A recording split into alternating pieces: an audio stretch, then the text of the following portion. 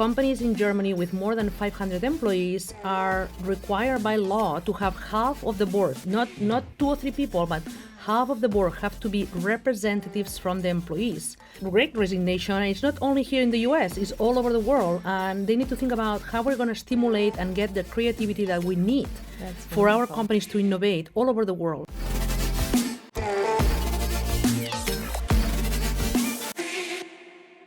Welcome to International Business Today, where we discuss the most critical issues in international business through the lens of cutting-edge research. At Northeastern University, we're committed to disseminating use-inspired research. As academic leaders in the field of international business and strategy, this podcast is dedicated to helping global business professionals get through the noise. We want you to know the facts to make better decisions and policies. I'm Paula Caligiuri, professor at Northeastern University in the International Business and Strategy Group. With me today is my colleague from Northeastern University, distinguished professor Ruth Aguilera, the Darla and Frederick Brodsky Trustee Professor in Global Business. Ruth is one of the world's leading experts in comparative corporate governance and corporate sustainability. Today we'll be talking with Ruth about ESGs, the environmental, social, and governance factors affecting companies around the world. Ruth, welcome to International Business Today. Thank you. Thank you for having me. It's a pleasure. This is going to be a lot of fun. So Ruth, tell us first, let's just talk about what is corporate governance? Good question. So corporate governance is really about the rights and responsibilities of the different players in the corporation, or actually any organization, a non-profit, a cooperative. So you have the different interest groups, employees, owners, managers, suppliers, consumers. So how do you organize the interests of all those different groups? So all the different stakeholders involved in what makes the organization run. So how did you become interested in this topic? So, when I started my dissertation, I was focusing mostly on owners. I thought those were the ultimate decision makers, but obviously most corporations have a lot of owners and they had to get organized. So that's kind of the 101 of corporate governance. If you have a family business and you have a grandpa and then you have the children and then you have the children of the children. So how do you organize all that? That's the beginning. That's like the genesis of corporate governance. Yeah, it makes such sense that it would spring from that, and looking at, certainly boards are more important now than they ever have been before. And I know you study, obviously, international business. You have a chair in global business. Tell us about that. What's the global lens on all of this? Yeah, so, when corporate governance travels globally, the way to look at it is that different countries around the world have different owners. Like, for instance, some countries in Latin America, or India, they are very family business. Other countries in the world, in the past France, but now China, are very state-owned. And then the US used to be very publicly traded firms, lots of owners, like, your grandmother, your parents, they had the pensions, they were shareholders of large corporations. So, when you look at it from the international point of view, you can see that there are a lot of differences just on this 101 of corporate governance, these owners, dispersed owners, concentrated owners, or whether the owner is the state, a sovereign wealth fund, or a pension fund, or the state, or, a foreign investor. So there are a lot of differences as we travel across countries. Wow, it's so fascinating. And is it like the way that you see countries, headquarters, companies headquartered in different countries, the way you see their governance play out, is that having significant differences in strategy and practice? Yeah, because obviously the owners will have different interests on what they want to get out of that organization. Whether it's a hospital even, right? Like, they'll have different interests on how they want to compensate their doctors, how much research they want to do, and what they want to get out of that organization. Let's say it's a hospital. Number one mission might be to make as much money as possible, so let's do a lot of surgeries. Or there's another hospital that is run by the Franciscan nuns of Italy. So their goal is to make sure that elder people are really taken care, and the profit is maybe not such like a unique or the primary goal. Right. So what I'm trying to emphasize here is that around the world, there are big differences in the ownership, and the ownership then defines the strategy of those organizations, whether they are domestic organizations or they are multinational firms. Sure, that makes such sense, and you're certainly an expert, one of the world's leading experts in how ESGs affect firm performance. Can you tell us a little bit more about that, because it seems so critical? Every firm, as you just said, every firm is defining performance a little bit differently, and the strategy that follows and the governance that's propelling that. What is that relationship between ESGs and firm performance? Yeah, so that's very important question, and it's completely unanswered still from the research, and right now very controversial, the whole issue of ESG. So I've been focusing for a long time on the G, on ESG, and now there is this raised interest, upcoming interest on the ESG. And countries have different expectations from corporations. What is the responsibility of a corporation?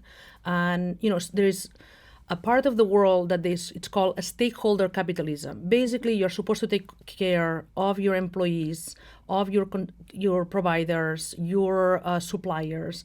Whereas, I would say more the Anglo-American world, traditionally, they've been more focused on maximizing shareholder value, right?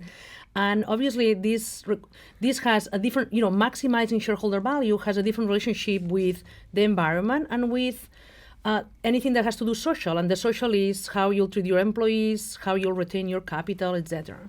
So you can see, just like in the very DNA of a company, the governance, I would say the G is very important. What is the purpose of that corporation? And then from there, you can take care of the S, of the sustainability or the environment and the social. Yeah, and it probably greatly affects which board members they opt to bring in, right, to sit on those. Exactly. Roles. If you have a family firm, you might have more family employees. If you have a lot of debt, you will have a banker in there to make sure that the company is using the resources properly and managing that debt.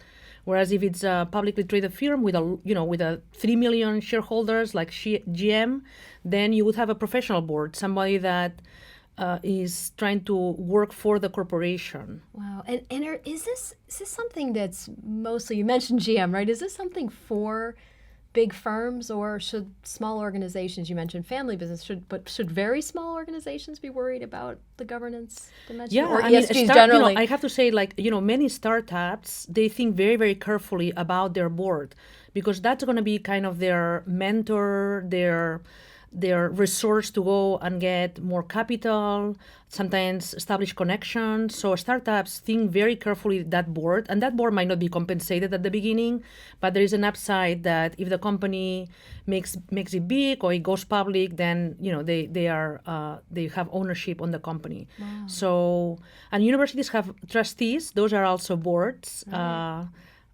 So companies, small and large, public, private sector, they all have versions of boards, which is, of course, is so critical. And are you seeing kind of a difference in who's selected as board members from a cross-national perspective or cultural difference? Are you seeing some national differences? Yeah. So yes, very good question, because when we look at boards, we think, boards are all the same, but actually they're not, right? And the example that I like to talk about with my students is the example of Germany. Companies in Germany with more than 500 employees are required by law to have half of the board, not 2 or 3 people, but half of the board have to be representatives from the employees. And those have voting rights and they have a voice on the board. And that means that the companies in Germany, their strategies are very much determined, or at least contingent, on the voice of these employees. Wow. And and one would think, why do they do that? The Germans, some scholars and some politicians think this is putting companies right now, German companies, behind, or kind of setting them back because they are not as agile. But these employees are really engaged on the strategy of the firm. Should we move to Romania? Should we have another line of cars? They know they know what direction the firm should take, or at least they can have a voice. Oh, fascinating. Yeah. So the Codetermination in Germany, of course, is really critical on getting the employee's voice in that has made a difference. Are you seeing any other examples where at the country level that boards play out differently depending on where you're... So, I like to always go back to the owners. I'm sorry. Right. But, no, it's great. So it's for great instance, like in China, you would have the state-owned firm, so for good or for bad, and then, you will have public servants or, representatives from the state or from the province on the board of that organization. So if you are an international manager or international investor or a client of a Chinese firm that is state-owned, you might be a little bit taken back at the beginning. It's like, oh, this is a politician. What is he doing in the board? And in Europe, it's very, very common as well. Mm-hmm. And then, that's like a hint to say, this company has one objective might be to be profitable, but another objective might be to promote that province economic development. So almost in reflection of the governance of the board, you can see a little bit of what they care about and what's critical exactly. for them, Like, right? I think it's like a nice snapshot. It's like, okay, what are they about? Let's look at the board. But, right now, 20 years ago, we used to say, sleeping at the wheel and the boards, like they don't know what they're doing. They're just having these fancy dinners. But now there's a lot of a scrutiny all over the world because capital is so global that global investors and even small shareholders, responsible shareholders, they want to know who is on the board, are they doing their job? So there's a lot more like a skill set assessment on, do we have the right expertise? Is this ExxonMobil? Do we have anybody that knows about oil, the oil sector?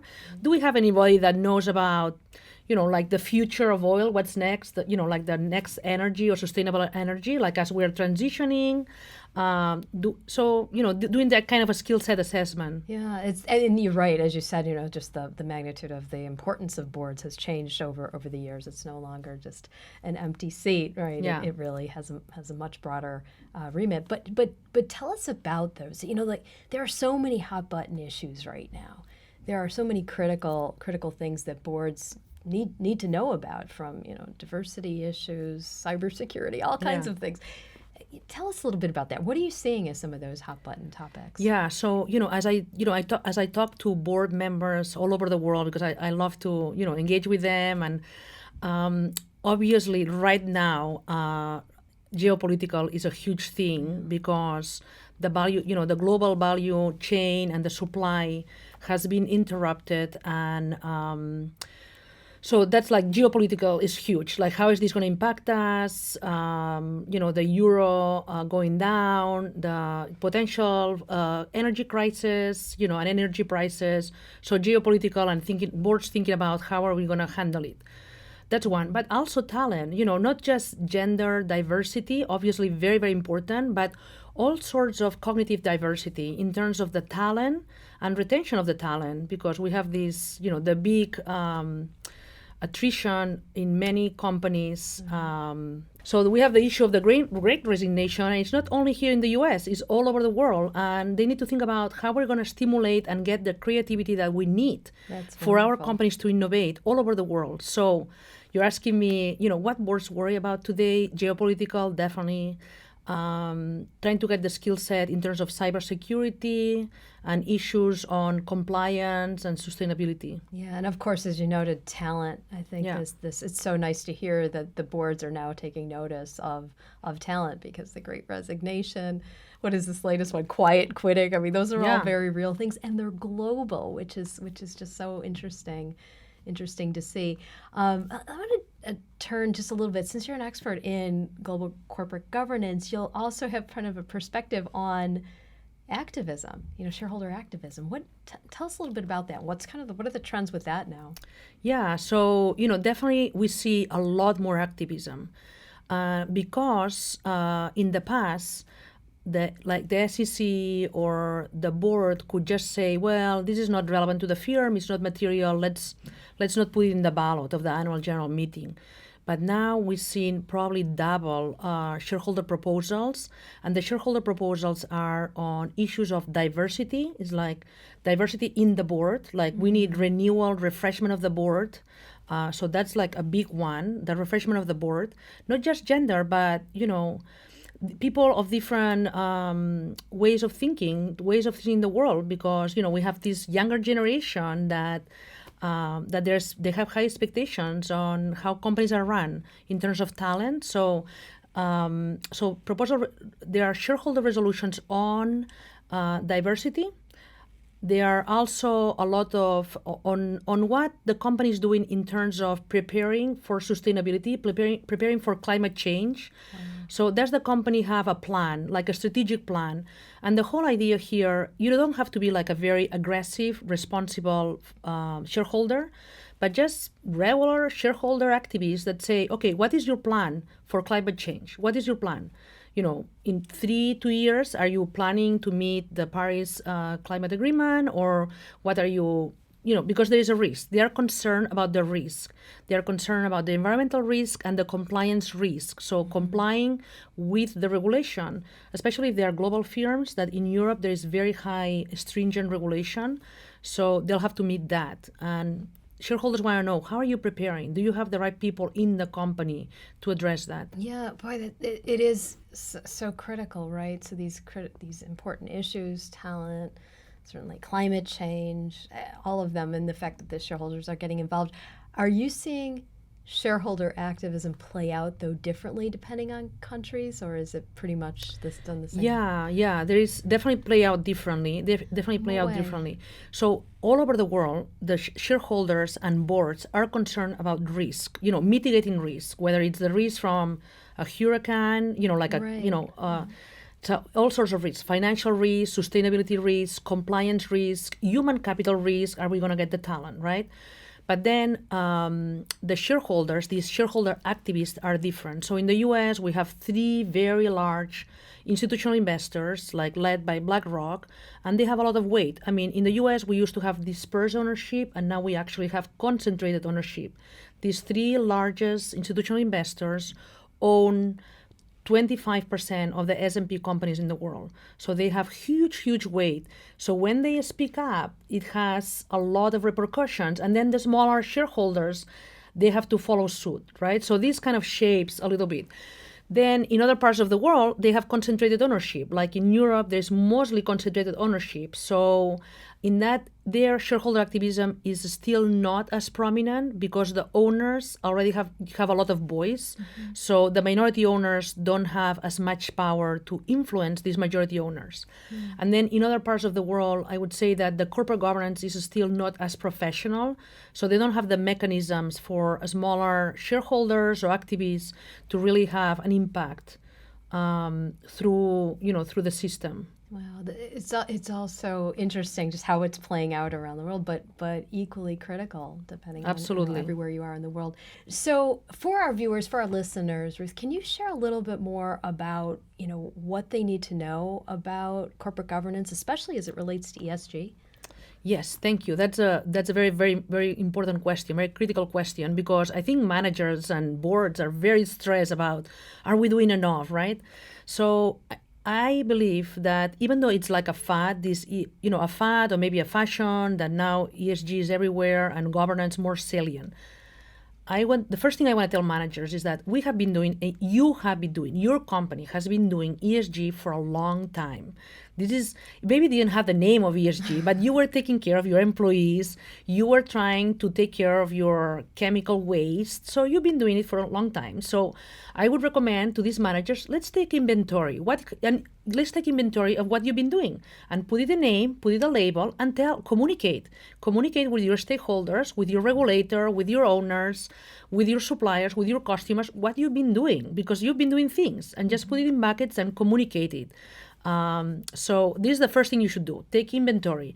And then second thing, depending on your resources and how much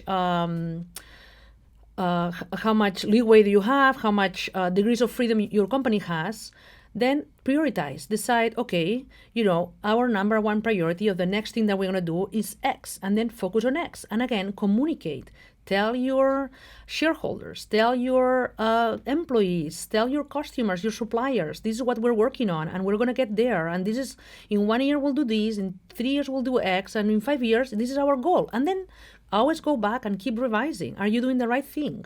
Look at your competitors, see what they're doing. You don't need to do the same, but just kind of kind of take pride on what you've been doing and then try to improve it. Yeah. I think there's like hope, and I think companies are doing well, and it's just a matter of, keep doing what you've been doing, and now package it properly. Communicate and it, communicate it, yeah. That was so beautifully said, the idea that, hey, you know what, companies, you're already doing a great job out there, you're doing some good things, but put it out there, communicate it well to all of your stakeholders, but also, get real and say, yep, we could be doing certain things better, have the strategy in place, and then communicate that out and hold yourself to it. So I think it's great advice. So, as an expert in this field of global corporate governance, what do you see the future to be?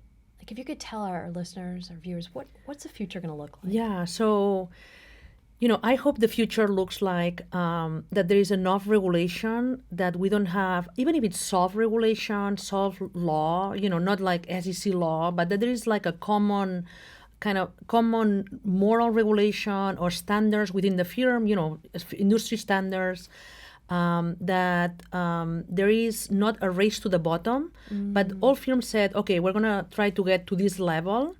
And so, what does it mean that for students, for managers, for people who are trying to stay very updated in their careers? That means that we'll need more people who measure things, because as we have new practices, we'll need to measure them and assess them. So we need students who are able to navigate in different silos. Like right now, they are pillars, but they are kind of siloed. So we need the students and managers that they are able to be kind of auditors and accountants, but they also have the strategic view. So they are kind of interdisciplinary. That's what we do here at Northeastern. Right. So that they know how to, okay, I have a phenomena, like an organizational behavior phenomena, or a practice, like an organizational practice. Is like, how do I measure that so that I can, in a year, I can improve it and I can assess it. So we need this kind of a skill. Like, I think that's how our president calls, Aoun calls humanic. And we'll edit the word. What is it?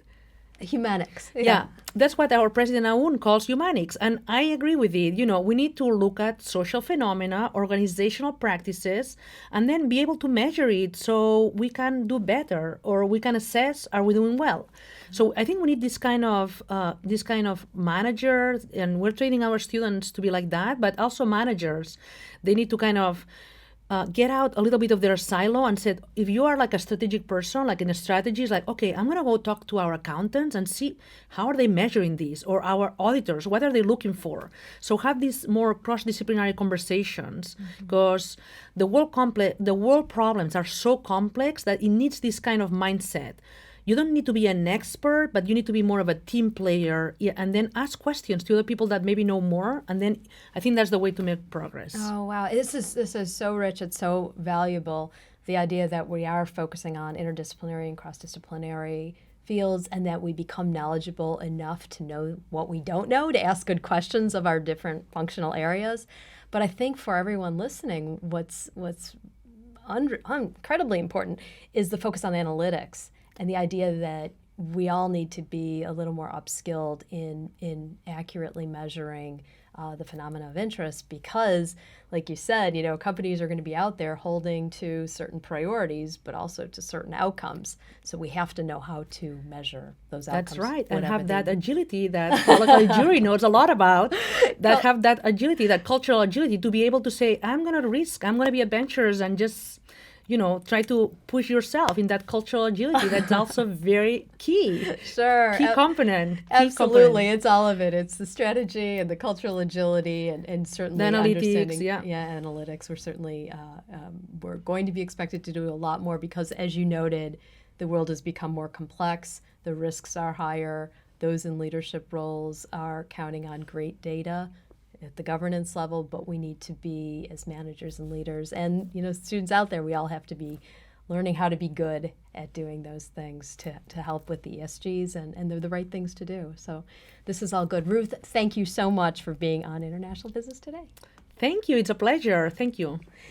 To our listeners, thank you for joining us with International Business Today. If you benefited from today's episode, please subscribe to it and share it with anyone who might enjoy this cutting-edge knowledge. If you have questions or something you want us to cover in future episodes, please send us a note. We'd love to hear from you.